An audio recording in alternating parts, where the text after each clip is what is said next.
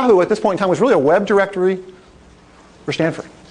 Not much more. Many people would argue today that's a feature. Google, well, it wasn't a search engine. It was all about PageRank and improving search for the search engines. Kind of a middleware offering in many ways. YouTube was about sharing video from parties with one another. The point I'm trying to make is you think about these three companies, you could have made all sorts of arguments about market size not being large enough, feature rather than a product. But in all cases, there's a great deal of passion and energy around a specific pain point. They started very small. Not a lot of fancy titles, no 42 longs, no fabulous resume of experience. And that's all in the last decade. If you go back another 10, 15 years, there are the Steves from Apple, a company today that is associated with so many wonderful consumer businesses.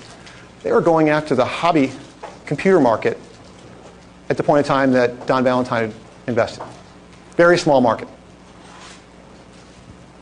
Tripp was a middle manager at Apple who was the pioneer behind Electronic Arts, a publishing company that I think most of you are familiar with. At the time, it was really a single game, single product, hoping to run on Commodore 64 and a couple other open computers. Boy, talk about a market size problem.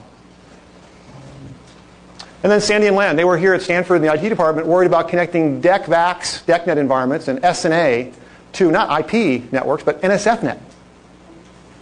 The point I'm trying to make with this is that we regularly see entrepreneurs come in and talk about billion-dollar markets, large TAMs, and that's just not as interesting to us as the passion that comes from trying to solve a very specific pain point for a very specific customer.